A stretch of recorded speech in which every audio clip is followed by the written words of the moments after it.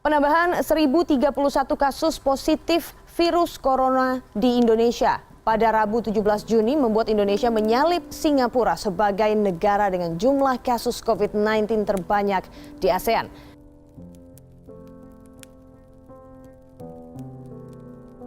Kondisi ekonomi Indonesia seperti sedang mengalami deja vu-nya terhadap apa yang terjadi pada tahun 1998 silam. Pada saat itu, terjadi krisis yang berimbas terhadap beberapa sektor perekonomian. Orang di PHK, tepatnya sekitar 30 juta orang apabila melansir data dari FSPSI. Tidak hanya itu, angka pengangguran berdasarkan data dari Departemen Tenaga Kerja Indonesia menunjukkan angka 13,7 juta orang atau sekitar 14,8% dari total angkatan kerja. Namun perlu dicatat, angka-angka ini hanyalah angka yang berhasil disensus semata. Jadi, data di lapangan bisa saja menunjukkan angka yang lebih tinggi daripada angka tersebut. Kondisi sedemikian rupa terjadi lagi di tahun 2020, tepatnya semenjak pandemi COVID-19 mendadak mengambil kendali atas kehidupan kita. Hadirnya tidak hanya merenggut ribuan korban jiwa, tapi juga merenggut nasib perekonomian bangsa. Hal ini tidak lain dan tidak bukan karena penyakit ini sangat mudah menular, sehingga pemerintah bergegas mengambil skema kebijakan massive social distancing atau pembatasan sosial berskala besar, atau yang biasa kita sebut dengan PSBB. Memang, sejatinya peraturan pemerintah tersebut dimaksudkan untuk memutus rantai penyebaran COVID-19, namun disitulah titik dilema terjadi. Kebijakan yang mewajibkan orang untuk tidak berdekatan dan tidak berkumpul ini menyebabkan beberapa sektor industri dan perusahaan-perusahaan penopang ekonomi bangsa bergerak lambat dan bahkan mati. Akibat pandemi COVID-19, sebanyak 3,05 juta orang pekerja Indonesia di PHK dan dirumahkan. Berdasarkan data dari Kemenko Perekonomian, jumlah tersebut diperkirakan masih akan ada bertambah hingga 5,23 juta jiwa. Berangkat dari kesulitan yang terjadi, beberapa perusahaan mengambil langkah untuk mengurangi kerugian akibat pandemi COVID-19 ini. Salah satunya dengan melakukan pemutusan hubungan kerja atau PHK yang juga sejalan dengan pasal 164 dan 165 Undang-Undang Nomor 13 Tahun 2003 tentang Ketenaga Kerjaan. Frasanya kurang lebih menyatakan bahwa suatu perusahaan berhak memutus hubungan kerja dengan pekerjanya apabila mengalami kerugian terus-menerus selama 2 tahun, atau keadaan memaksa, atau force majeure. Dalam konteks video ini, ketentuan yang melandasi PHK akan berfokus pada faktor penyebab seperti force majeure ataupun faktor keuangan perusahaan yang mengalami defisit akibat pandemi COVID-19. Apakah ada faktor-faktor yang mempengaruhi dalam masa berlaku kontrak? Ada. Pertama, memang kalau dalam perjanjian yang normal, tentu apa yang tertulis di dalam kontrak itu akan berlaku sebagaimana mestinya. Itu satu keadaan yang normal. Tapi dalam keadaan tertentu bisa jadi ada hal yang tidak normal. Tidak normal itu bisa datang dari faktor luar seperti force majeure, ya, atau datang dari internal. Bisa dari salah satu pihak yang melakukan kontrak atau bisa dari kedua belah pihak. Kalau force majeure mungkin sudah umum, ya, bagaimana faktor alam, ya, yang tidak bisa diantisipasi atau tidak bisa diduga-duga. Tapi bisa juga terjadinya ketidaksesuaian dengan kontrak awal karena faktor internal. Misalnya salah satu pihak tiba-tiba dia tidak sanggup membayar kreditnya, atau salah satu pihak posisinya menjadi tidak stabil, ya, dari sisi keuangan atau mungkin dari sisi kesehatan bisa juga, ya. Kebanyakan perusahaan yang melakukan PHK berdalih dengan alasan force majeure. Namun, penggunaan alasan ini masih menjadi perdebatan di tengah para pekerja dan juga para ahli. Mengenai force majeure dari sudut pandang praktik, mungkin ada kaitannya juga dengan pandemi yang sedang berlangsung sekarang, Pak. Ya, betul. Secara de facto, keadaan sekarang itu sudah force majeure, ya, karena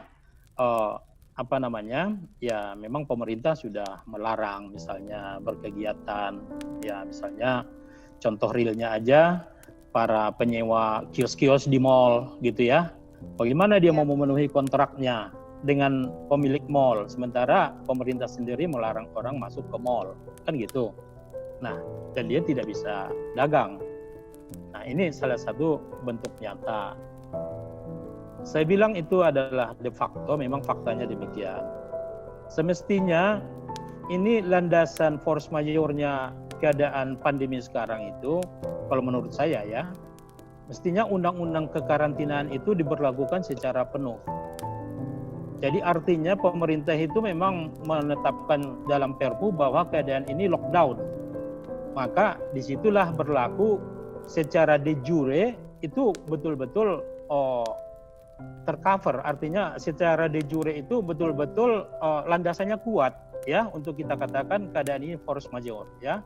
Jadi soal nanti masih ada debatable ya soal apakah ini force majeure apa tidak gitu ya, itu memang tidak menutup kemungkinan karena memang secara de jure-nya ya tidak diberlakukan undang-undang kekarantinaan itu.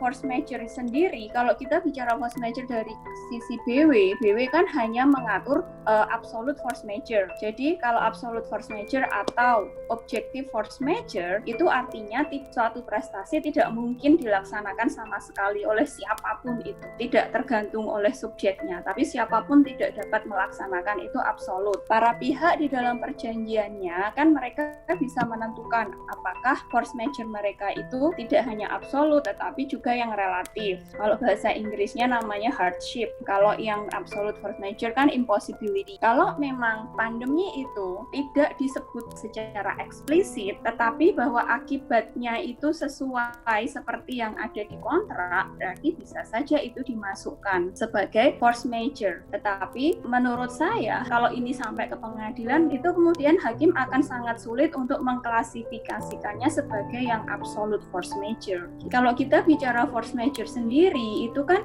akibat dari force majeure itu kan bermacam-macam. Kalau misalnya suatu force majeure mengakibatkan possibility tidak mungkin prestasi dilaksanakan, otomatis there is no point untuk meneruskan perjanjian. Udah nggak ada yang misalnya objeknya musnah, kan berarti nggak bisa dilaksanakan perjanjian itu.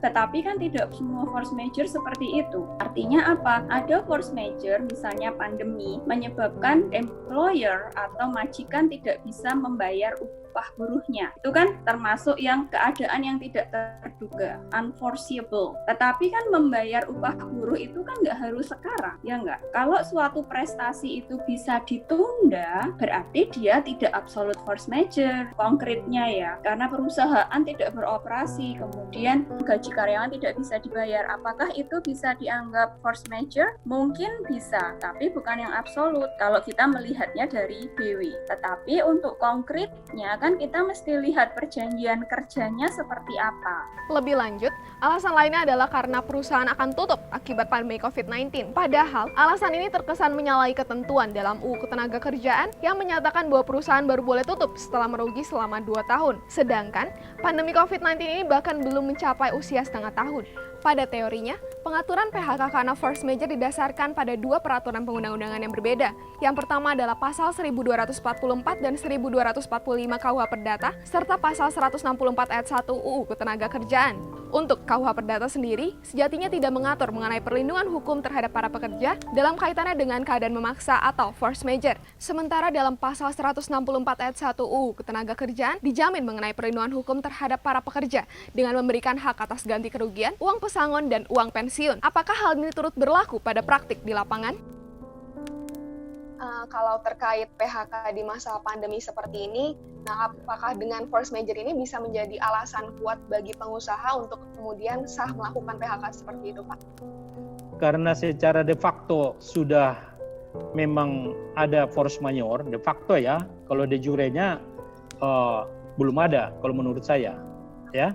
Kalau Perpu itu kan hanya mengatakan memang keadaannya begini-begini, belum sampai menyentuh persoalan tenaga kerja gitu ya. Jadi kembali kepada yang tadi, karena secara de facto memang sudah force majeure gini, ya memang para pengusaha itu punya alasan yang kuat untuk memutuskan hubungan kerja kepada para pekerjanya. Dan karena sekarang orang masih berjuang dengan permasalahan untuk bisa makan, jadi persoalan hukumnya itu belum kelihatan. Mungkin nanti setelah mulai normal, baru mulai kita lihat bagaimana hiruk pikuknya persoalan-persoalan PHK ini. Sekarang orang umumnya masih berjuang bagaimana bisa bertahan hidup dulu lah, gitu ya. termasuk ya orang rakyat kecil ya bagaimana bertahan hidup, ya para pengusaha atau yang punya modal ya bagaimana supaya tetap bisa bertahan dulu usahanya. Nah, bahkan yang kolaps juga sudah banyak kan seperti itu. Ini dikarenakan finansial kantor mungkin agak goncang, maka dari itu pengurangan karyawan termasuk saya inilah yang menjadi korban dari PHK. Kendati pun demikian, perbedaan antara teori dan praktik ini tidak melulu disebabkan oleh kurang tegasnya aparat penegak hukum ataupun pemerintah, melainkan disebabkan pula karena kurangnya kemauan, kemampuan, dan pengetahuan para pekerja dalam memperjuangkan hak dan kewajiban mereka, utamanya dalam hal pembentukan serikat pekerja, yang sejatinya dapat menjadi garda terdepan dalam memperjuangkan hak-hak mereka. Bisa dijelaskan mungkin Pak sebenarnya hak-hak seperti apa saja yang jarang diketahui oleh masyarakat umum dan bahkan mungkin oleh pekerja itu sendiri belum diketahui Pak? Kalau pekerja itu memang boleh dibilang sangat buta dengan hak-haknya ya. Kalau yang saya lihat mereka sangat buta. Contoh kecil aja. Kan di Undang-Undang Serikat Pekerja itu kan kalau satu perusahaan atau tempat usaha itu sudah ada karyawan 10 orang, mereka itu sudah bisa membentuk serikat pekerja. Kan seperti itu. Tapi kenyataannya, jangankan 10 orang, banyak perusahaan yang karyawannya sudah ratusan, ya bahkan mungkin ratusan lah, kalau ribuan sudah ada serikat pekerja. Yang sudah ratusan, tapi serikat pekerjaannya aja belum terbentuk. Ya. Padahal serikat pekerja ini adalah wadah tempat para pekerja memperjuangkan hak-haknya, gitu ya. Nah, bagaimana mereka mau bicara soal hak? Bagaimana mereka mau bicara soal memperjuangkan kepentingan mereka? Wadahnya aja belum ada, gitu. Nah, ini adalah salah satu bentuk kebutaan para pekerja tentang hak-haknya. Untuk membentuk wadahnya aja mereka umumnya tidak tahu, atau mungkin tahu tapi tidak ada kesempatan untuk membentuknya. Sebab sebagaimana kita tahu, secara umum perusahaan itu sangat alergi dengan serikat pekerja. Ya, sangat alergi dengan serikat pekerja. Karena serikat pekerja ini adalah bakal calon mereka untuk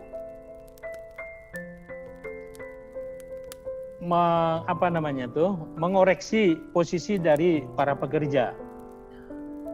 Jadi hak-hak pekerja itu sebenarnya sangat detail ya, diatur di dalam Undang-Undang Ketenagakerjaan dengan turunan peraturan pemerintahnya dan juga peraturan Menteri Ketenagakerjaan ya, itu sangat detail itu kalau kita baca semua, itu sangat detail. Tapi menegakkannya ini yang saya lihat masih lemah, ya.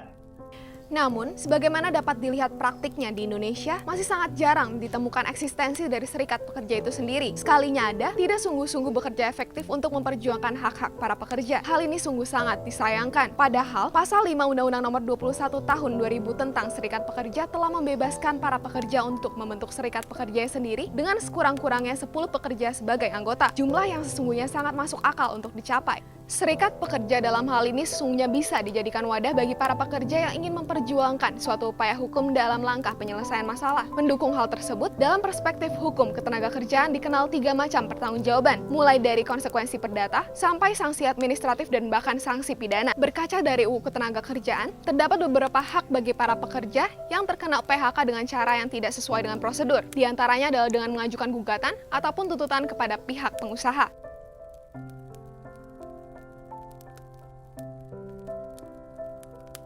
Dalam pemutusan hubungan kerja ini yang saya rasa bisa dijadikan perbuatan pidana dalam ketenagakerjaan adalah misalkan dia di PHK, menganggap ini sebagai, anggaplah dia sebagai bencana non alam sebagai alasan syarat pembatalan hubungan kerja misalkan. Jika tidak diatur di dalam Undang-Undang Ketenagakerjaan, maka satu, dia bisa menjadi wilayah hukumnya pengadilan hubungan industrial. Apakah dia bisa masuk ke dalam perkaitan pidana? Kalau di pidana sendiri, ini yang menarik nih, kalau misalkan dibandingkan Undang-Undang Ketenagakerjaan sama Undang-Undang Cipta Kerja yang baru dirancang, yang masih dalam rancangan. Perbedaannya adalah kalau di dalam Undang-Undang Ketenagakerjaan, yang dipermasalahkan dalam PHK, salah satunya adalah bukan serta-merta PHK-nya ya. PHK itu diperbolehkan, bahkan diatur apa saja syarat PHK. Nah, itu yang bisa diperdebatkan. Yang dijadikan pidana salah satunya adalah kalau dia di PHK tidak mendapat pesangon sebagaimana ditentukan dalam undang-undang. Nah, itu salah satu perbuatan pidananya. Yang sebenarnya pidananya bisa hapus kalau kemudian dibayarkan. Tapi kalau benar-benar tidak dibayarkan, itu bisa menjadi perbuatan pidana. Yang menjadi perdebatannya adalah selama ini, apakah syarat PHK-nya itu memenuhi syarat yang harus memberikan pesangon atau tidak. Hukum pidana itu bersifat ultimum remedium sebenarnya dalam ketenagakerjaan. Walaupun dalam aturannya bersifat primum, banyak primum. Contoh dalam PHK tadi, kalau tidak dibayarkan itu tidak ada solusinya selain dibayarkan. Kalau sudah dibayarkan menjadi hapus. Itu kan jadi ultimum remedium ya. Karena dia bersifat administratif penal law atau undang-undang administrasi yang memiliki ketentuan pidana. Jadi pada dasarnya tidak ada permasalahan. Dalam artian dia harus diselesaikan dulu secara mekanisme hubungan industrial yang ada. Bahkan hubungan industrial itu kan mekanismenya bertahap ya, ada bipartit, tripartit, dan lain sebagainya, itu di luar kompetensi saya. Untuk tuntutan pidana sendiri arahnya lebih ke ultimum remedium. Sementara yang menjadi primum remedium adalah sebuah perundingan bipartit antara kedua belah pihak yang harus diselesaikan paling lama 30 hari sejak perundingan tersebut pertama dimulai. Apabila dalam jangka waktu 30 hari, salah satu pihak menolak untuk berunding ataupun tidak dicapai kesepakatan, maka perundingan bipartit ini dianggap gagal. Pernyataan ini sesuai dengan pasal 3 ayat 1, 2, dan 3 dari Undang-Undang PPHI. Setelah perundingan bipartit telah dinyatakan gagal untuk dilakukan, maka upaya kedua atau langkah yang selanjutnya ditempuh adalah dengan melakukan perundingan tripartit, yakni perundingan dengan melibatkan pihak ketiga untuk menyelesaikan masalah. Pengaturan mengenai perundingan tripartit ini dapat dilihat dalam pasal 4 ayat 1 Undang-Undang PPHI. Selanjutnya, jika menilik dari segi hukum pidana, pemidanaan sebagai suatu langkah penyelesaian masalah memang menjadi opsi yang terbuka bagi para pekerja. Namun, nyatanya tidak. Pidana bisa dikatakan mengambil peran sebagai sarana terakhir setelah suatu kasus diusut terlebih dahulu melalui mekanisme hubungan industrial. Dari situ baru bisa dilihat apakah suatu hubungan ketenaga kerjaan benar sedari awal memang didasari oleh niat jahat. Jika iya, baru suatu kasus tersebut bisa diselesaikan melalui jalur pemidanaan.